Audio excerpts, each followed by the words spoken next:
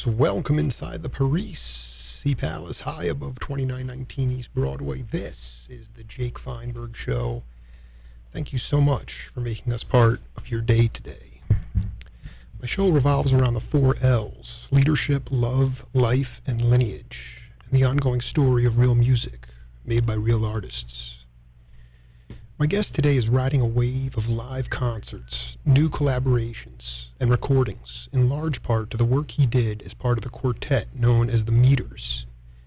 This outfit consisted of slop-jar mix of soul, funk, and R&B, but the sum of its parts made it a fire on the bayou. Take my guest today. He played bass and was heavily influenced by the big bands of Duke and Basie. He was also privy to the vibrant jazz of Nola, what with Ellis Marsalis, Harold Batiste, and James Black. He honed his craft on the bandstand, of which there were many in the Crescent City, playing nightcaps with Dr. John in the right place at the right time with Professor Longhair. He's in the same master bass discussion as James Jamerson, Chuck Rainey, Wilton Felder, and Stanley Clarke, not just for his chops, but for his feel, getting inside the heart of a song and waking up to find out that the eyes of the world are all around and every bird of inspiration is within reach. Look no further than his collaborations with Patti LaBelle, Alan Toussaint, and Steve Kimmock. He locks the groove, but can play free and stay on message.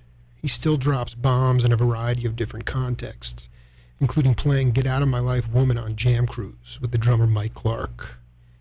Rejuvenation on a Monday. George Porter Jr., welcome to the Jake Feinberg Show. Oh, wow, man, that's a lot. How you doing, Jake? Hey, good. It is a lot. Good.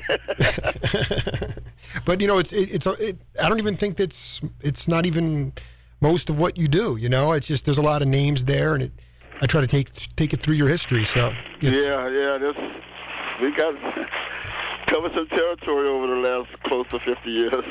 You know, you may not have heard it so well, but we opened up with a track from Fire on the Mountain with the Mickey Hart Band. Oh, yeah. And I wanted to ask you about the first time. How did you originally connect with Mickey Hart? You know, I'm not actually sure how that actually came about. It may have been Steve Kimmock that may have done that. Because I believe I know I wasn't the original guy that was. I believe Reed Matthews might have been the guy that originally, or Dave Schools maybe even.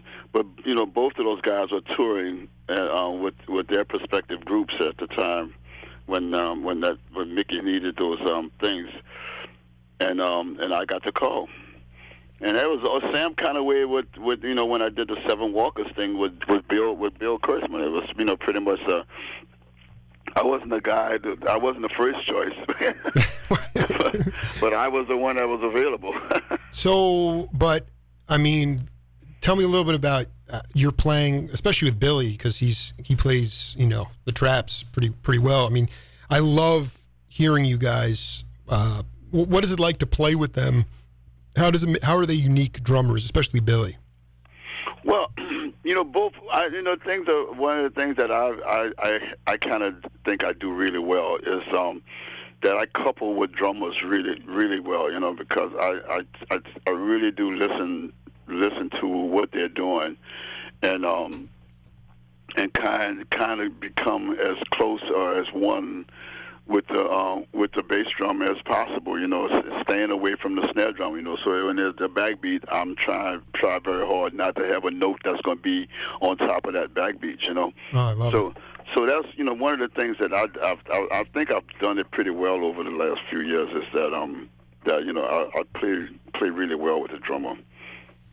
And the Seven Walkers thing, that turned into, you may not have been the first choice, but I mean, you made some recordings with Papa Male, didn't you?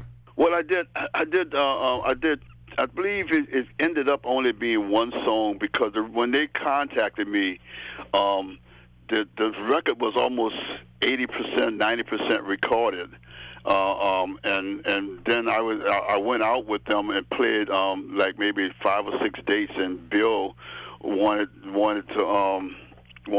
me to to replace some of those tracks that have already been recorded. And Malcolm was already almost in mix, ready to start mixing. So we went back in the studio, in a different little studio, and somewhere out on one of our days off out there in California, and recorded three songs, I believe, but actually only one made the record, because of the time that Malcolm wanted to have the record out there in the public, and they had a tour that was lining up and ready to move on a tour, so they wanted to have the record out. So that's how it ended up only being on one of the songs.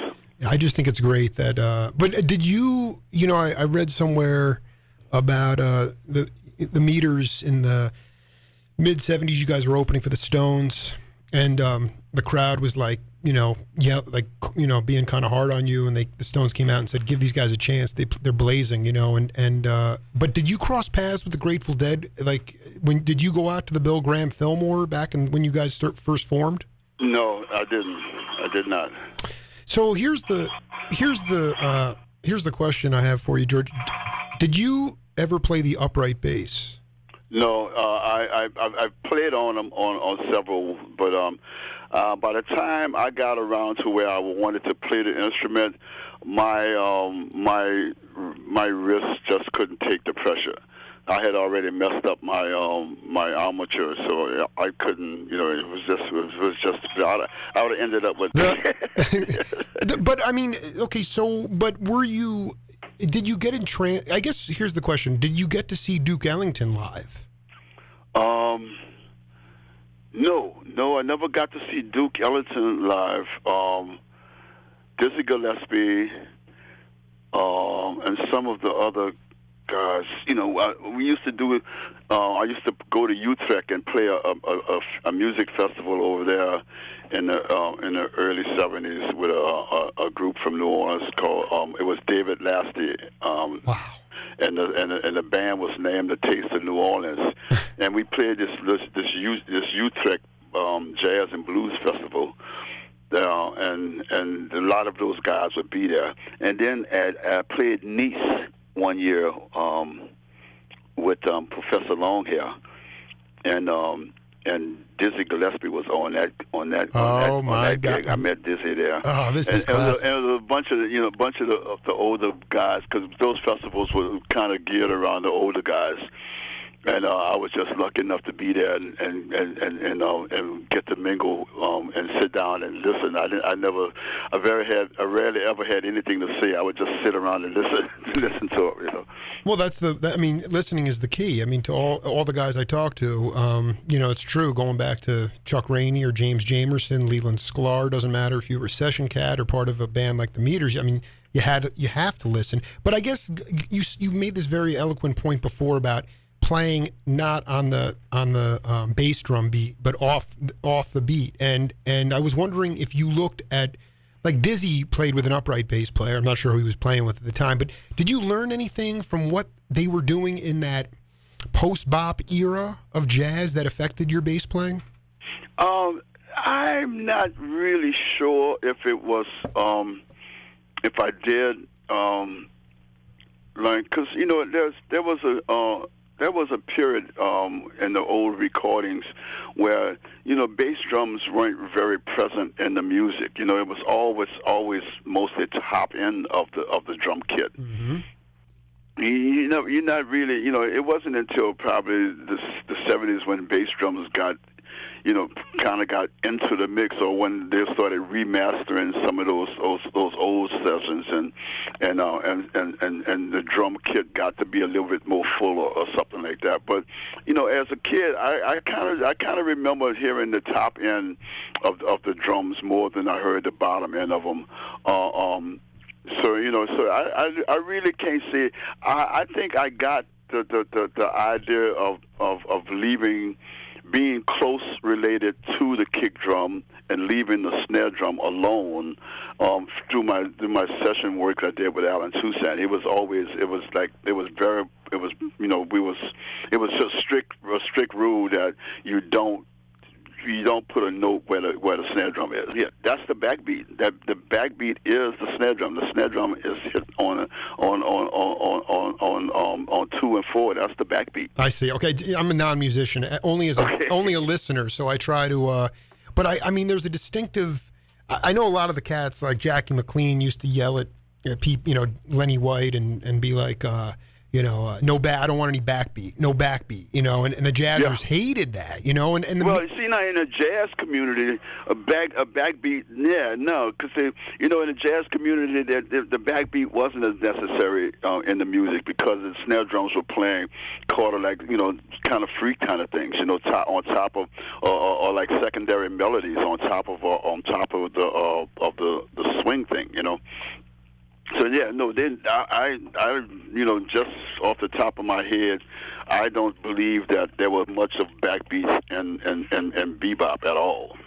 How would you also, growing up, if this is before the meters, was there a heavy, were the clubs there heavily financed by the mafia? I mean, who supported African American music? I don't care if it's Native American music or soul music, but would you say your own people supported the music? Well, when I was coming up as a kid, I played fraternity parties a lot, so that was, those are always white fraternities. And then when I started playing in bands with guys, I think actually the first band I ever kind of was a part of was a guy named Herbert Wing, and he had a band called the Raw Knights, and he was mostly like a rhythm section. Actually, it was a band. He had a couple of horn players, but the frat houses uptown on Broadway Street would hire his band to back up the Earl Kings and the Benny Spellmans and the Ernie Catos and the Chris Kenners and those guys. So that was my introduction into the R&B portion of the New Orleans music scene. Prior to that, I played with Frank Moulton, and he had a kind of a big band. Actually a 5-piece band, but it was, I called it a big band because they used to do a lot of swing and a lot of bebop. Mm-hmm. And that band had Walter Washington in it, which at the beginning of the gig, the first 2.5 hours of the gig, they was playing bebop and swing and stuff. Oh, I love it. And then the second half of the gig, they would turn Walter Washington loose, and he would be singing Bobby Blaine and Earl King and Fats Domino and stuff like that. So that was I probably got cut my teeth on a broad spectrum of different music styles, as a kid because of playing with those kind of artists, or playing in those kind of bands.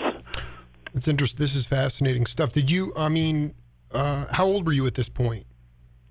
Well, when I started playing with Frank Moulton, I think I was 15. Maybe I was real close to 16. I was always tall. I was 6'1". I had a hairdo like James Brown, and I wore dark sunglasses, and I was tall.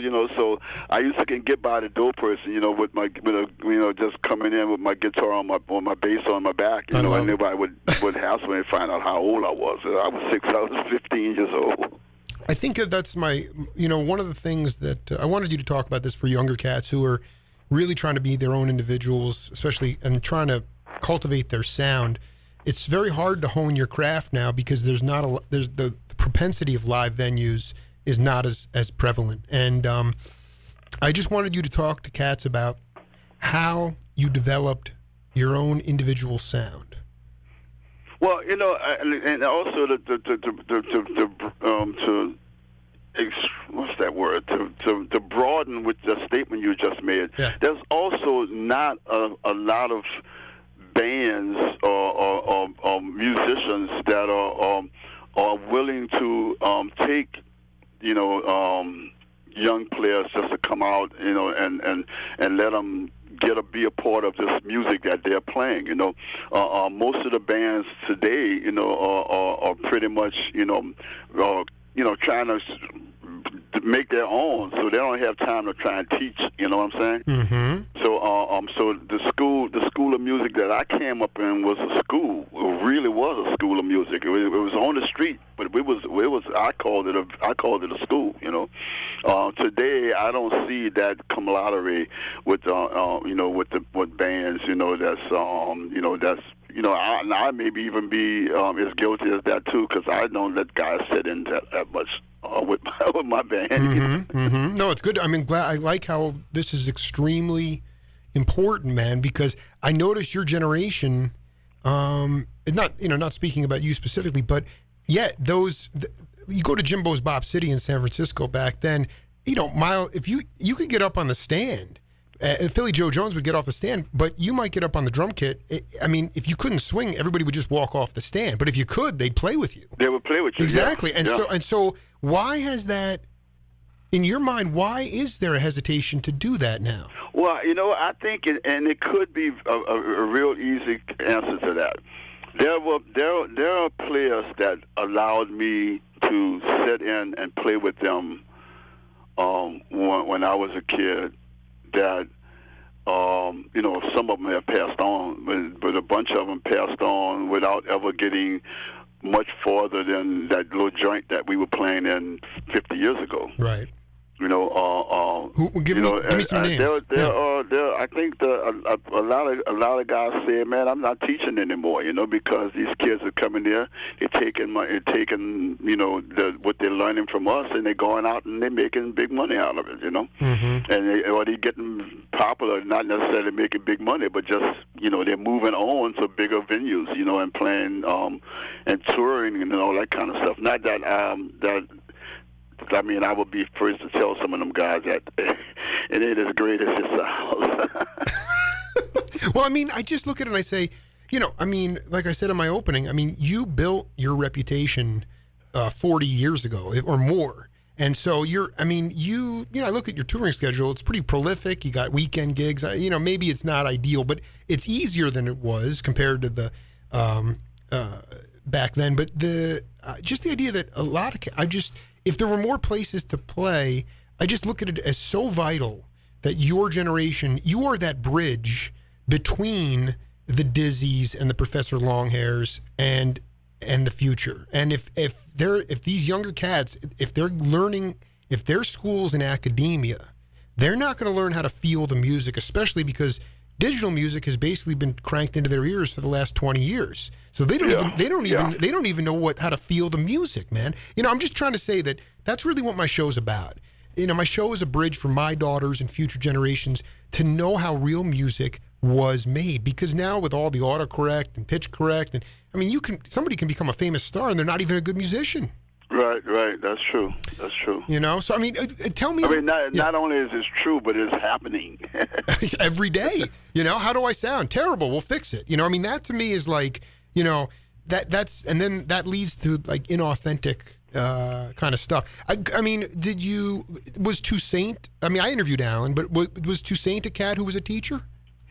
I believe Alan. I definitely credit Alan for a great deal of my refinement, as you would put it.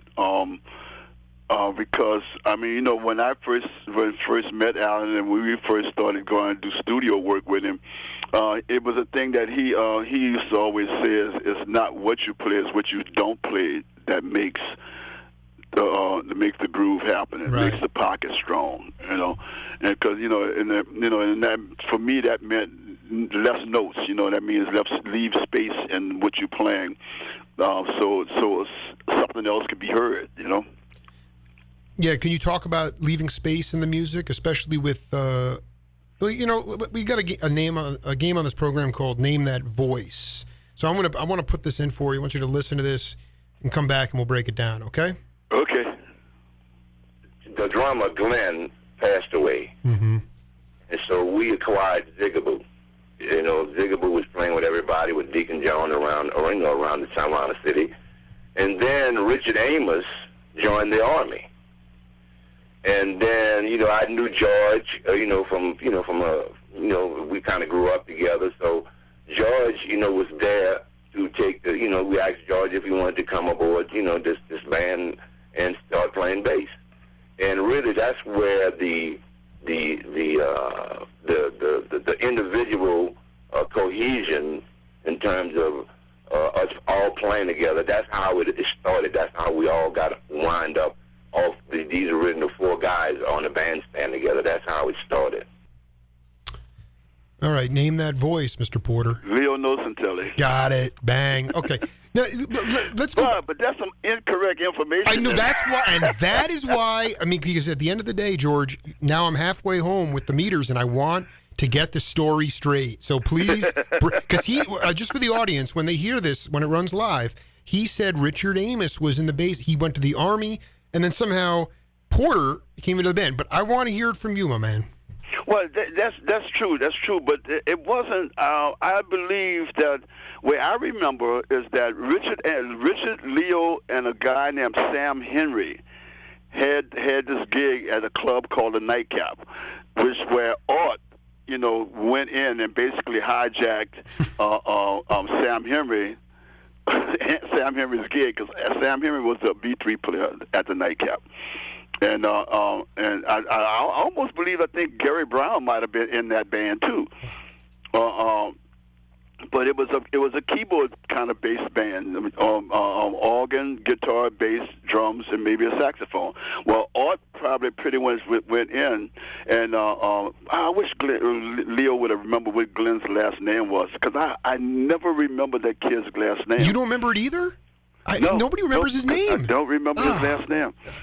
And it's unbelievable. But I just heard Leo say it, didn't use his last name. I said, obviously, Leo don't remember his last name either. Absolutely not. He said that. He said, I cannot remember his name. He said that. I don't know if we played in that portion, but he said that too. It's unbelievable. But Richard went into, I don't know if it was the Army or the Marine Corps.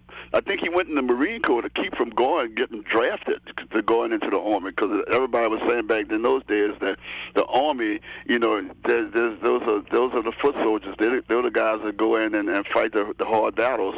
If you want a better shot at coming home, go to the Marine Corps. My God, jeez. But yeah, I believe that's what happened with Richard and Richard Amos. I hadn't heard that name in a long time. I knew I'd start percolating. But so explain what's incorrect. I want to get this straight.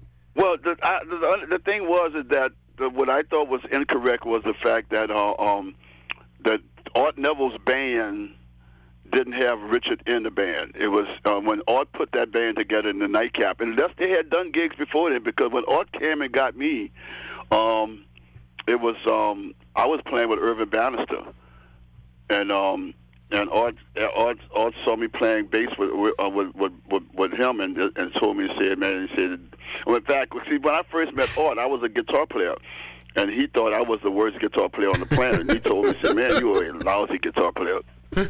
And because I wasn't a lead player, I was a rhythm guitar player, and the gig that I played with Art required me to be a lead player as well. And but anyway, so when he saw me with Irvin and I was playing bass, and this was about maybe a year and a half later, when he saw me playing with Irvin, he told me that's the instrument I need to be playing, and did I want a gig? And at that point, Art Neville just asked me to come play with him, and that was a no-brainer, because Art Neville was famous. So so let's be clear. Leo didn't bring you in. Art brought you in. Yes. Okay. Yes. So, can you talk about the symmetry, the continuity of the band, especially when the drummer, who we can't remember his last name, but when Glenn left and Zig came in? When Zig came in, how quickly when was the first? Let me ask you this question, because do you remember the first? I tend to get into the metaphysical on the Jake Feinberg show, and I wanted to ask you about the first time that you, with the meters, with that quartet, where you had a transcendent experience where you left your physical body and realized that this was going to be a magical ride. I'm not sure if there was a single time. Anything you? I mean, I love. When Zig, that first night that he came to play. Now I remember we had a rehearsal that afternoon at the nightcap when Zig came in because Glenn had a minor surgery that was going to take him away from the gig for about 10 days, and Zig came in. The rehearsal went well, but when he came back for the gig, it was like a different person that was at the rehearsal. And so the first time, I heard him, we heard him as, in a gig sense. Mm-hmm. He was something else. It was like, wow, and Glenn came after his surgery, came back, and he came and saw the band that one Sunday night. And he didn't come up and say nothing to anybody in the band. He kind of was hanging out with the owner, Alfred Doucette, at the door. And Alfred told us later that Glenn leaned over and told him, "So man, I don't think I'm gonna get this gig back." Wow, that's unbelievable. Can you, for the non-musician like myself, I'm so fascinated by rhythms and distinctive regional rhythms. Zigaboo, can you put it in lay terms? What made his style so distinctive? I don't know. Man, I think Zig had, opportunities to be. He could have been a jazz drummer that felt the street thing. Because I believe the drummers that influenced him were definitely, there was a drummer named Junie Boy that played with Art Neville's big band back when and Smokey Johnson, and both of those guys were both jazz drummers, that had a totally different approach to playing R&B. A totally different approach. So they because they were like real, like stuck up kind of jazz drummers. I'm playing this stuff here, this music here because I'm getting paid. Other than that, I wouldn't be playing this. You know what I'm saying? Exactly.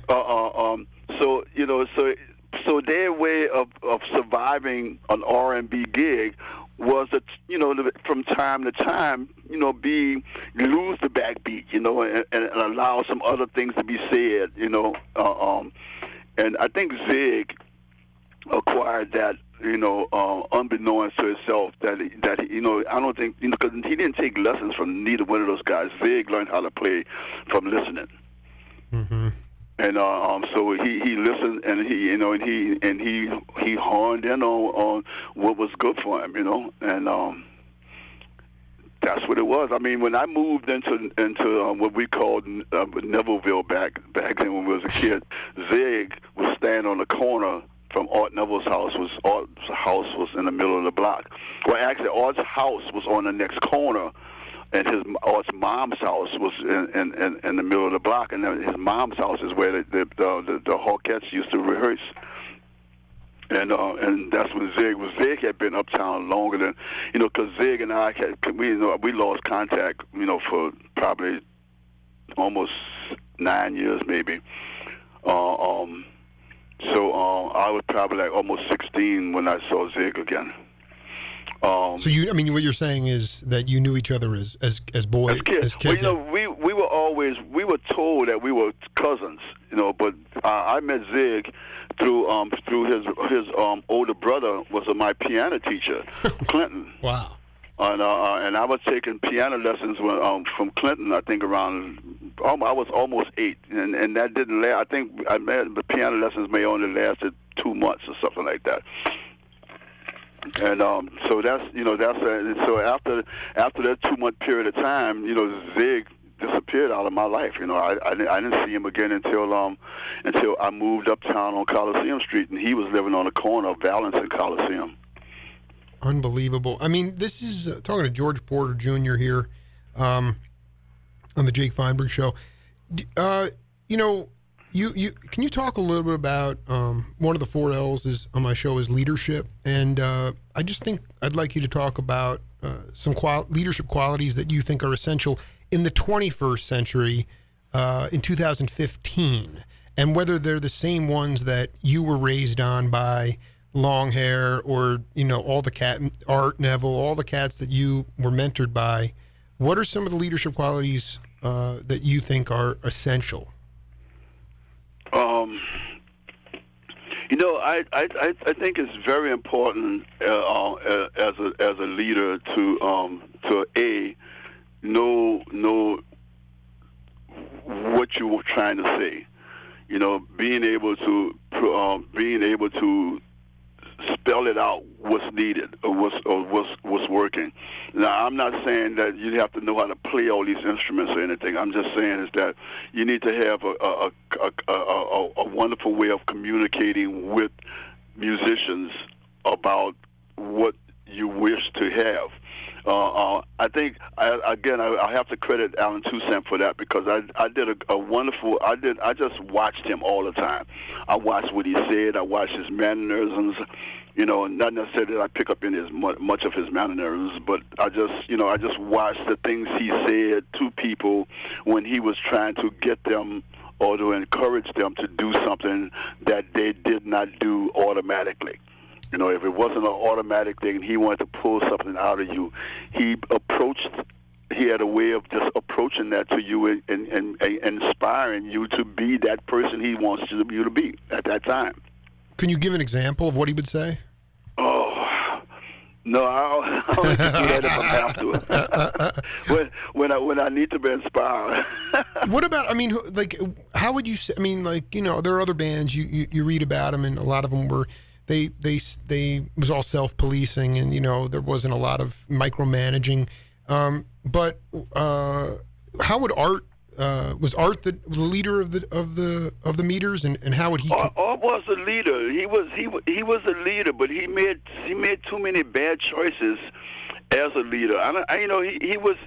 I think Art wasn't a great leader. Mm-hmm.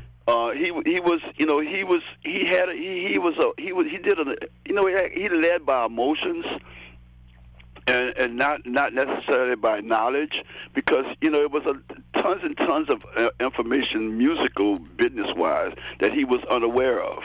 And if you're going to lead a band to be able to go deal with managers and all that kind of stuff, then you need to know what you're talking about. Because if your band loses confidence in your ability to speak for them, then your chances of continuing leadership is going to kind of dissipate. Yeah, and I think that's what happened with him with the Meters, and the reason why he eventually wasn't the leader anymore. You say the word knowledge. Did he not want to continue to learn as he got along? Because emotion, I totally get it. In some ways, some of these interviews I do, I'm strictly running on positive emotion, and when you're running on good emotion, it can be electric, but you can't do that all the time. So did he just not continue to learn knowledge? I believe so. Art was 10 years older than all of us. He came from a different school of music. Of life, not just music, but of life. He grew up in with a different idea of facts gathering. Mm-hmm. I believe that's the correct way to use it. Mm-hmm. So he would believe almost in and everything that that the powers that be would say, over anything that we youngsters was trying to say, man, that ain't right. You know what I'm saying? I hear there's a hierarchy kind of thing. Right, yeah. Right. Mm-hmm. And he had a different perspective on that, and that I think that hurt him. Hurt him with the band, not as much as hurt him, with the music industry. I don't think his status in the music industry ever got damaged. It's just with the band just lost confidence in his ability to be our voice. Right. Well, you weren't being heard at all, so right. that's. Do you feel like you learned from that and you try to incorporate younger voices, even if you know they're not completely there, but you want to, you know, the way it felt to be smothered? Absolutely. Mm-hmm. The guys in my band have input, has always have input, but then I rarely make those kind of mistakes. I know, but I mean, you know, yeah. I have a good 25 years of watching those mistakes happen, and the results of those mistakes. So, you know, I definitely try to learn. You know, who were like? Did you ever get a chance to? Like, here's the question. Here's a quiz question for George Porter Jr. Who was the first cat to play the electric bass in jazz? Ooh, I don't know. I'm sorry. I should also rephrase that because there were cats that were definitely Well, you know, here in New Orleans, Mm-hmm. I would say it was Chuck Beatty, but I may be wrong on that because there may be another guy that was older than Chuck. No, there was when. Yeah. You know what I was going to say is that Well, in New Orleans, there was the Gibson made their first electronic bass guitar. It looked like a upright, but it was a skinny. I know, it was a small bass that looked like an upright, but just was smaller. And I want to say I wasn't an EB something. I don't know exactly remember what it, but it would look like a fiddle. Really? It was like a key? No, I'm lying. It's not. It wasn't that. It was MPEG. Wow. MPEG made this bass that and actually it did also look like a fiddle, but it was larger. It was larger than the Gibson one, and it was fretless, and there was two guys in New Orleans that I remember, and one of them I can't remember his name, but Chuck Beatty was the other one. Now, which one of those two guys actually, and from what stories I heard, that neither one of those guys ever played those basses very long. No, here's the thing. I should also preface it by saying who was the first cat to play it on record, because there were dudes like the ones like Beatty and those guys who were playing electric bass. But the first cat on record to play the electric bass in a jazz setting was Monk Montgomery, 1953, on an Art Farmer record. Wow. Yeah, but I don't even know that name. Well, the Montgomery brothers, Wes Montgomery, Monk. Oh yeah, okay, Wes's brothers. Yeah, okay. And Buddy Montgomery played vibes. But did you find, what was the closest thing to a jazz gig you ever had? Well, all of those original gigs I played with the Taste of New Orleans. We swung. We did a lot of swing. We did a lot of traditional, traditional New Orleans music that turned into swing every time. With the Frank Moulton's quintet, like I said, the first 2 hours of that gig was all bebop and swing. So, I always had I've never had the distinction to tell the difference between what swing and jazz was, which is which, if there was such thing, because for me it was just music. I get lots of ugly looks from the jazz community when I say that. Yeah, well, I think that's part of the problem too, is that. Do you remember growing up and label? I mean, what do you think labels have done to music? Oh, well, it depends on which. No, what I'm saying is like, I understand you go into Tower Records or when or you go into some place and it's helpful to know what the jazz section and the blues and but there was it seemed to me, especially when the Meters first came together, stuff you were doing in the early 70s, it was just this huge melting pot of music, and I don't know how you would label it. And I feel like the stratification and that of labels has hurt the ability for music to breathe.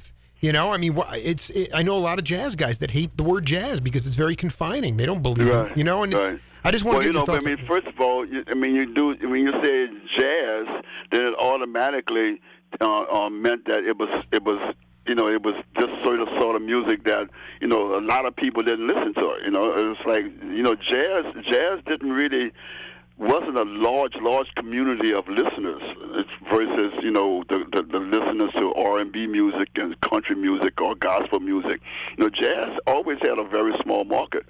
And when some of those jazz musicians started wanting to get outside of being a jazz artist and start playing, when they started leaning on, like Jack McDuff and those guys started leaning on shuffles and start playing shuffles to kind of lean out of that jazz community, just because they were labeled jazz, that music didn't get heard. That's right. That's a good point. God.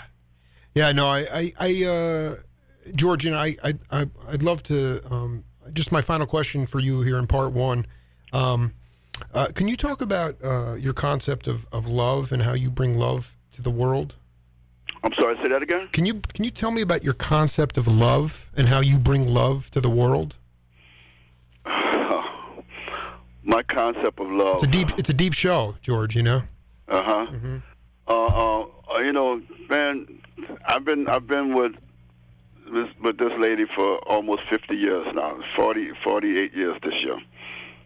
And the fact that she's still here with me only tells me that that's love. To me, what is love? Love to me is Arlene Porter. And have she taught me anything?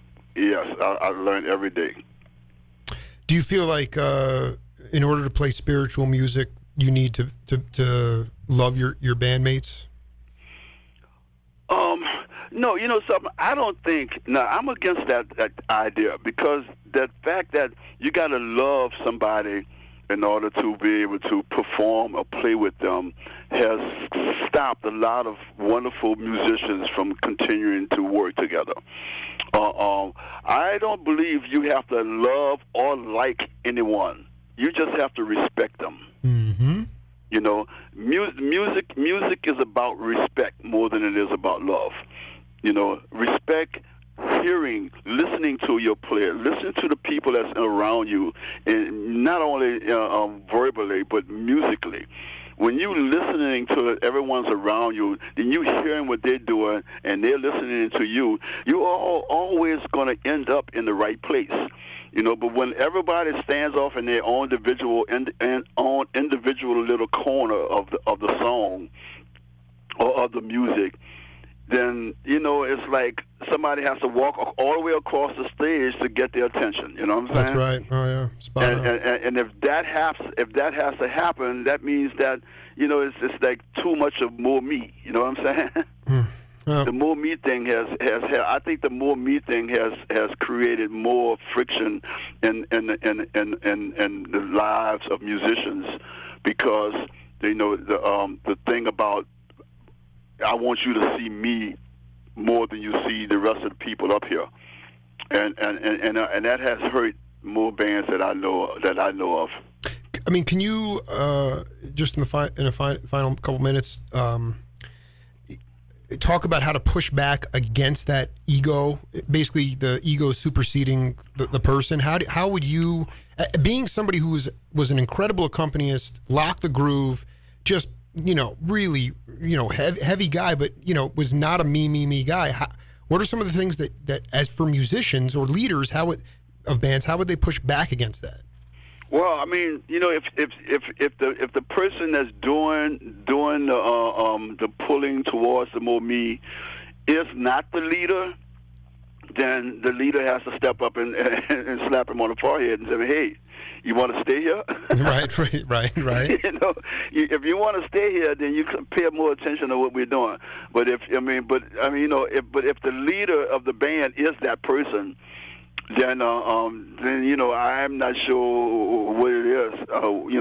If he's a well-paying musician, then you shut up and get paid. Well, George, I just want to tell you, it took 6 months, but I'm really glad that we did this, man. I hope you had a good time. I love it. I thank you for inviting me. You asked some wonderful questions. I'll put this together. It'll run, a portion of it will run live, but I'll send you the whole interview this evening, and much love to you, brother. All right, thank you, Jake. You have a wonderful day. You too, man. This is the Jake Bye-bye. Feinberg Show. We'll see you all in a little bit.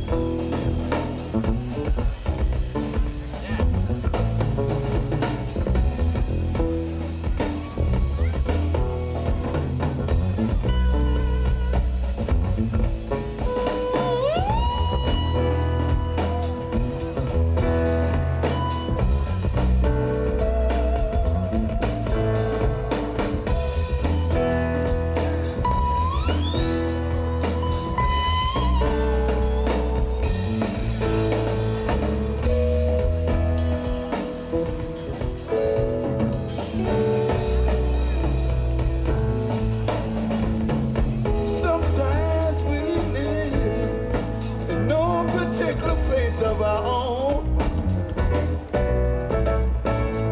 Live your countries